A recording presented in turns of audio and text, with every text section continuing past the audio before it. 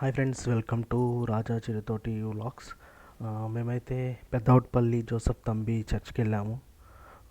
చూడండి, bus ticket తీసుకున్నాం, బస్కి వెళ్ళాము.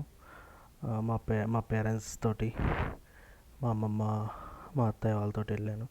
బట్ ఒక్కొక్కరికి విజయవాడ నుంచి పెద్దౌట్పల్లి అక్కడ వరకు 40 రూపీస్ ఇద్దరికి టికెట్. అది కొంతమందికి ఆధార్ కార్డు ఉంది కాబట్టి టికెట్ తీసుకోలేదు లేడీస్కి. ఇది ఎంట్రన్స్ అనమాట పెద్దపల్లి. అక్కడ బైపాస్ దగ్గర బస్ దిగిన తర్వాత మనం లోపలికి వాక్ చేసుకుంటూ వెళ్ళాలి. ఒక 5-10 మినిట్స్ పడుతుందేమో. ఇది Peddapalli main entrance, church main entrance. Joseph Thambi very famous church in పెద్దపల్లిలో. చూడండి, అక్కడ ఎంట్రన్స్లో బ్రదర్ జోసఫ్ తంబి గారి పుణ్యక్షేత్రం. లోపలికి వెళ్తుంటే రైట్ సైడ్లో కొబ్బరి బోండం, క్యాండిల్స్ కొనుక్కున్నాము. 40 రూపీస్ ఎంతో తీసుకున్నాడు. లోపలికి వెళ్ళిన తర్వాత కొబ్బరికాయ కూడా అని. బట్ చర్చ్ అయితే చాలా బాగుంది, వెరీ గుడ్. అందరూ వెళ్ళొచ్చు. అందరూ ఒక్కసారైనా విజిట్ చేయాల్సిన బ్యూటిఫుల్ చర్చ్. మంచి పీస్ఫుల్గా ఉంటుంది. ఈ చర్చ్ ఫేమస్ ఏంటో నేను వీడియో లాస్ట్ వరకు చూడండి, నేను చెప్తాను. మీరు ఒకసారి విజిట్ చేయండి చర్చ్ని. చాలా అంటే చాలా బాగుంది. ఈ చర్చ్ వచ్చేసి లోపలికి ఎంట్రన్స్ ఇలా అటు నుంచి కూడా రావచ్చు. మేము ఇట్లా తిరిగి వచ్చాము. ఇట్లా లోపలికి ఇట్లా ఎంట్రన్స్ చర్చ్. ఇక్కడ వచ్చేసరికి జోసఫ్ తంబి గారి సమాధి ఉంటుంది. సమాధి దగ్గర అందరూ జస్ట్ అలా చేసి ప్రేయర్ చేసుకుంటూ ఉంటారు. అలా టచ్ చేస్తూ ప్రేయర్ చేసుకుంటూ లోపలికి చాలా పీస్ఫుల్గా, చాలా రిలాక్స్గా, చాలా బాగుంది. మా మదర్ ప్రేయర్ చేసుకుంటున్నారు. ఈ సమాధిని కట్టించిన వాళ్ళు బోయపాటి కాకర్లమ్మ గారు. అంటే సమాధి మీద పాలరాయితో కట్టారు సమాధి అంతా. దాని చుట్టూ ప్రొటెక్షన్ లాగా అలా స్టీల్ పెట్టారు. బోయపాటి ఫ్రాన్సిస్ బసవయ్య.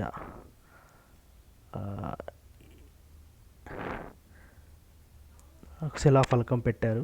ఇక్కడ కానుకలు వేయచ్చు. ఎవరైనా కానుకలు వేయాలనుకున్న వాళ్ళు కానుకలు వేయచ్చు.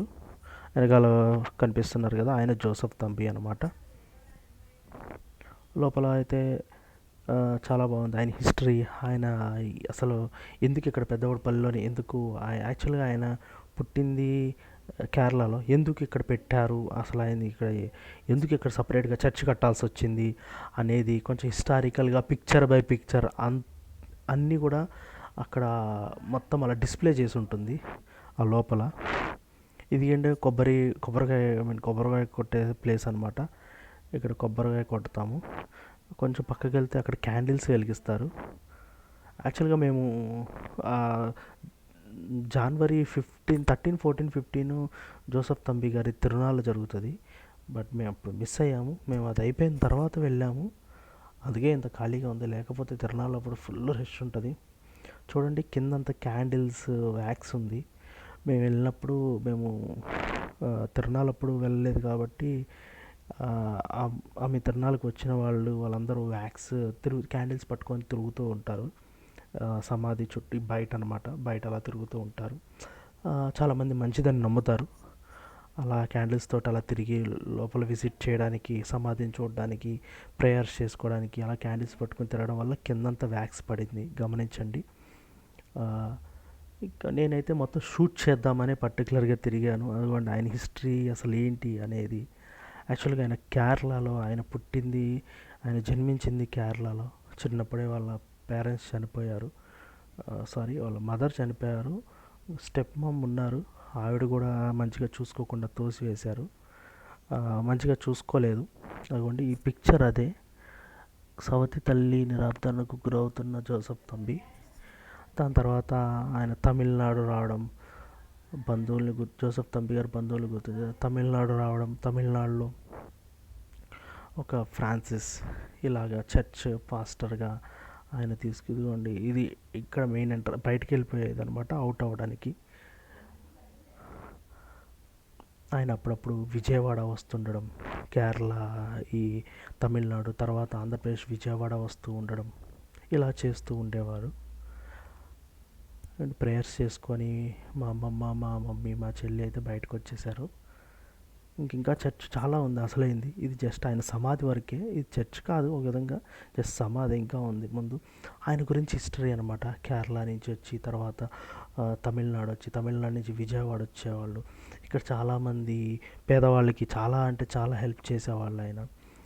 ఇక్కడ హెల్ప్ చేయడం కోసం ఆయన కేరళలో, తమిళనాడులో రోజు రోడ్ సైడ్ అడుక్కొని మరీ వచ్చి ఆ మనీతోటి ఇక్కడ మన విజయవాడలో ఈ పెద్ద అవుట్పల్లిలో ఉన్న వీళ్ళందరికీ ఎంత హెల్ప్ చేశారో అంటే చాలా హెల్ప్ చేసేవాళ్ళు. ఆయన అడుక్కొని వచ్చి మనకి ఇక్కడ అందరు పేదవాళ్ళకి హెల్ప్ చేయాల్సినంత అవసరం లేదు. కానీ ఆయనకి దేవుడిచ్చిన ఆ శక్తి, ఆ ఏకాగ్రత, ఆ జ్ఞానం వల్లనే ఆయన మనందరికీ ఇక్కడ విజయవాడ చుట్టుపక్కల పరిసర ప్రాంతాల్లో బాగా హెల్ప్ చేసేవాళ్ళు. ఇంకా అలాగే ఇక్కడే స్థిరమయ్యారు. మేము తిరునాళ్ళప్పుడు వెళ్ళలేదు కదా, అప్పుడు పెట్టిన బ్యానర్స్ అనమాట. తంబి గారి మ్యూజియం అంటే ఆయన వాడిన వస్తువులు ఏదైతే ఉందో, తినే ప్లేట్ కానీ, తాగే చెంబులు కానీ, గ్లాసెస్ కానీ, బెడ్ కానీ, అలాంటివన్నీ పైన మ్యూజియం లాగా ఉంటాయి అన్నమాట. మనం వెళ్ళి చూడొచ్చు. బట్ మేము వెళ్ళినప్పుడైతే క్లోజ్ చేసి ఉన్నారు. ఇక్కడ ఏంటంటే జోసెఫ్ తంబి గారికి సంబంధించిన, ఆయన సంబంధించింది కదా, జనరల్గా మనకి జీసస్ క్రైస్ట్ సంబంధించిన ఈ జపమాల అవి ఉంటాయి కదా, హ్యాండ్ బ్యాంగ్ కానీ, లాకెట్స్ కానీ, జీసస్ క్రైస్ట్ది సిలువ లాకెట్స్ కానీ, ఇవన్నీ కావాలనుకుంటే ఇక్కడ మనం కొనుక్కోవచ్చు. వాక్యాలు కానీ ఇవన్నీ. ఇంకా అలా కొద్దిగా ముందుకెళ్ళాము. ఇంకా అయిపోయింది అనుకున్నాను. యాక్చువల్లీ నేను ఇంతేనా అనుకున్నాను. ఇంకొంచెం ముందుకెళ్ళాను. ఇంకా ఇది దూరం నుంచి కనిపిస్తుంది కదా, అది అసలైన మెయిన్ చర్చ్ అనమాట. అసలు జోసెఫ్ తంబి గారి ప్రయాణం, ఆయన మెయిన్ హిస్టరీ అక్కడే ఉంది. ఇక్కడ వచ్చేసరికి జోసెఫ్ తంబి గారి పుణ్యక్షేత్రం సంబంధించిన వచ్చే భక్తుల కోసం ఒక చిన్న బ్యానర్ పెట్టారు. అంటే ఎక్కడెక్కడ ఏమేమి ఉంటుంది, ఏమేమి చూడొచ్చని. ఇదేంటంటే ఈ ఓపెన్ ప్లేస్ ఏంటంటే ఎప్పుడైనా డ్యాన్స్ ప్రోగ్రామ్స్ జరుగుతాయి కదా, దేవునికి సంబంధించిన ప్రోగ్రామ్స్ కానీ, ఏదైనా ఎనీథింగ్, ఏదైనా పెద్ద అకేషన్స్ లాగా, మీటింగ్స్ లాగా, అలాంటి టైంలో దాన్ని యూస్ చేసుకుంటారు. తర్వాత ఏమో ఇక్కడ ఇలా వాక్ చేసుకుంటూ వెళ్ళేటప్పుడు వీళ్ళందరూ ఉన్నారు కదా, ఇక్కడ వీళ్ళు ఒక్కొక్క చర్చికి సంబంధించిన ఒక గొప్ప బోధకులు అనమాట. వాళ్ళందరూ మెయిన్ స్టాచ్యూస్ అలా నిలబెట్టారు. అక్కడ కింద వాళ్ళ నేమ్స్ కూడా ఉంటాయి. ఈ స్టాచ్యూలో వీళ్ళెవరు, వాళ్ళెవరు అనేసి. అప్పటికి ఇదండి వీళ్ళు మా మరదళ్ళు అనమాట. చెప్పండి ఎవరెవరు ఏంటో వాళ్ళ పేర్లు చెప్పండి, ఎక్స్ప్లెయిన్ చేయండి మన వ్యూవర్స్ కోసం అనేసి అడిగాను. వాళ్ళని సిగ్గుపడుతున్నారు. ఇంకా ప్రతి ఒక్కటి నేను నేమ్స్ అయితే చెప్పుకుంటూ అయితే వెళ్ళలేదు. జస్ట్ నార్మల్గా అలాగా వీడియో తీసుకుంటూ అయితే వెళ్ళాను.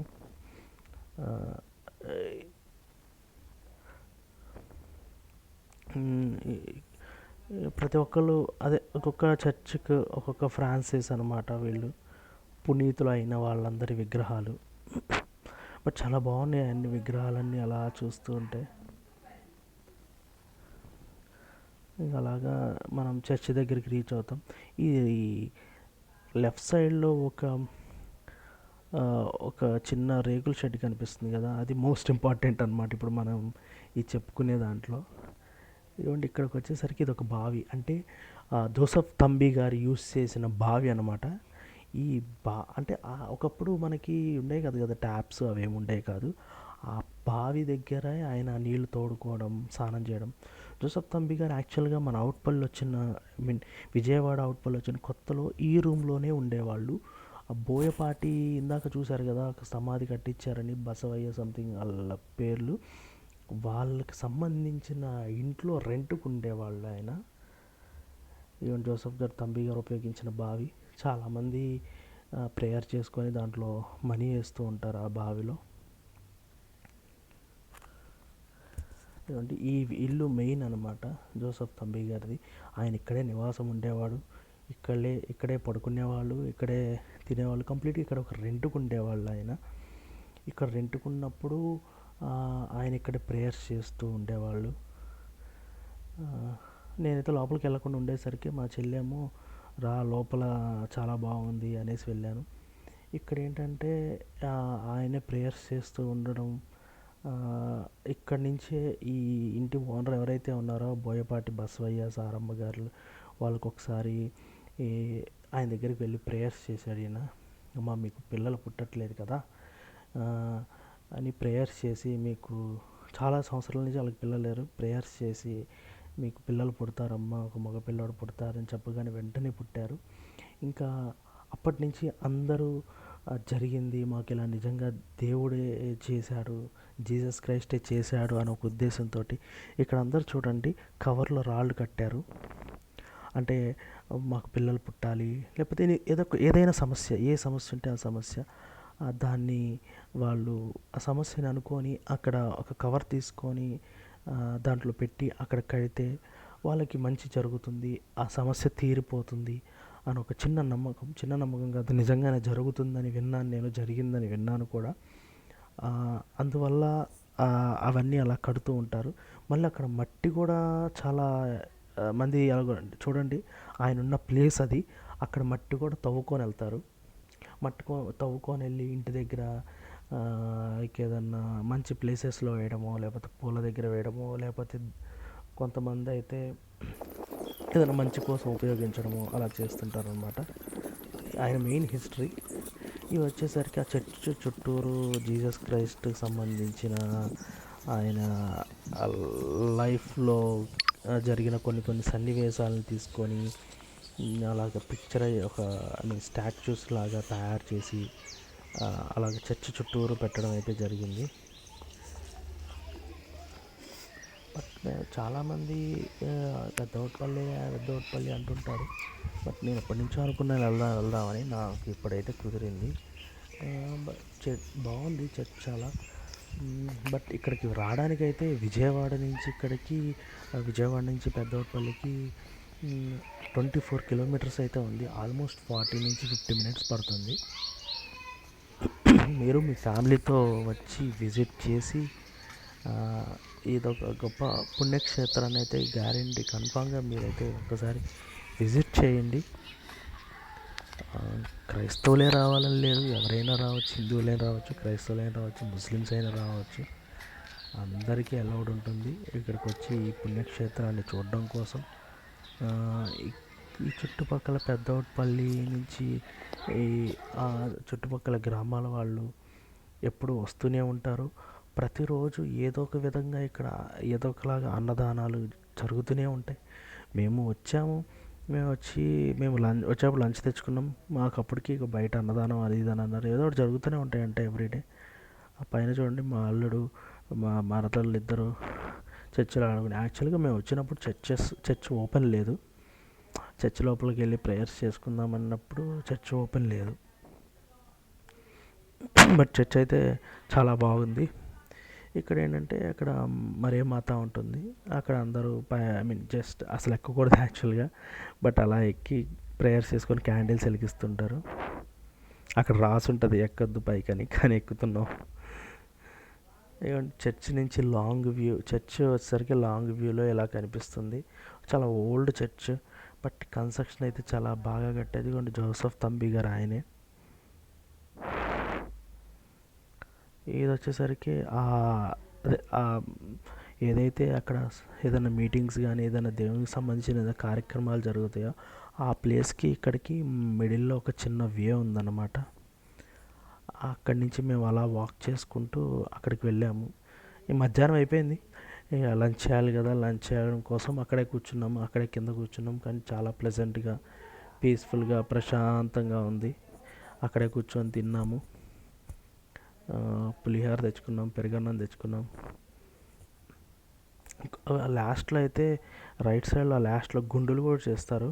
ఎవరైనా మొక్కులు ఉంటాయి కదా వాళ్ళకి ఆ మొక్కు తగ్గట్టుగా గుండు కూడా చేస్తారు. ఎవరైనా మొక్కులు కావాలనుకుంటే మొక్కులు తీర్చుకున్న తర్వాత, మొక్కులు వచ్చిన తర్వాత, మొక్కు కట్టిన తర్వాత తీరిపోయినప్పుడు అందరూ వచ్చి తలనీలాలు ఇస్తారు. అంత బాగా నమ్ముతారు జోసెఫ్ తంబి గారి ఈ ప్రాంగణం. ఇక్కడ జోసెఫ్ తంబి గారు కాదు కానీ ఆయన దేవునిలో నడిచిన విధానము చాలా బాగుంది. అందువల్ల ఆయన్ని కూడా దేవుళ్ళ కాదు, ఫస్ట్ ఏదైనా దేవుడే, జీసస్ క్రైస్ట్ యేసు ప్రభువే, తర్వాతే జోసెఫ్ తంబి గారు.